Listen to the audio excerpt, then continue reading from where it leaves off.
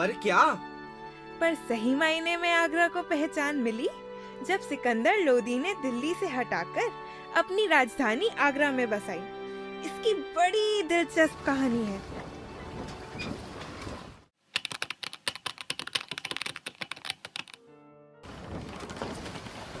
सिकंदर लोदी पानी के रास्ते यमुना में आ रहा था तो आगे उसने एक टीला सा देखा।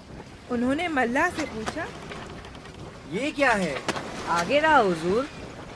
आगे रहा, आगे रहा, आगरा। नाव यहीं रोक दो।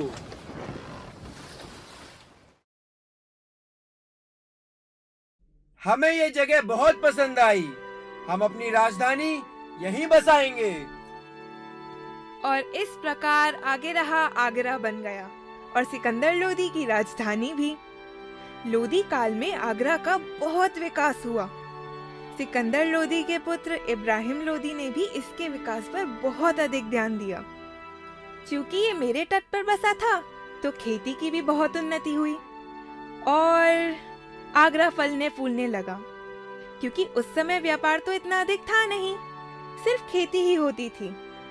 यमुना के किनारे बसे होने के कारण खेती भी बहुत अच्छी होती थी और इस तरह आगरा भी एक उन्नत शहर बन गया। अरे रे रे रे रे रे रे! अरे क्या हुआ? आप कहाँ चली?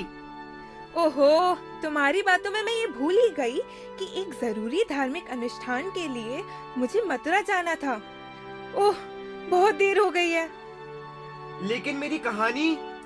ओहो, वो चिंता मत करो। उसके लिए मैंने कुछ वरिष्ठ इतिहासकारों को संदेशा भेज दिया है। वो आते ही होंगे। अब मैं चलती हूँ, फिर मिलूंगी। मेरी मदद करने के लिए बहुत बहुत धन्यवाद। फिर मिलेंगे। और बात करते करते यमुना वहां से गायब हो जाती है। तभी अमन जैसे नींद से जागता है तो उसे दो लोग आते दिखाई देते हैं। वे दोनों आपस में बात कर रहे थे कि पता नहीं कौन है, यहाँ बेहोश पड़ा है या सोया है। लेकिन असल में वे दोनों थे वरिष्ठ इतिहासकार, जिसे शायद यमुना ने अमन की मदद के लिए ही भेजा था। क्योंकि उन लोगों ने इसका पूरा बैग चेक कर लिया था तो उन्हें ये बात ज्ञात हो चुकी थी कि अमन एक रिपोर्टर नहीं, एक डॉक्यूमेंट्री मेकर है। और जब अमन नींद से जागा तो उन दोनों ने उसे अपना परिचय दिया।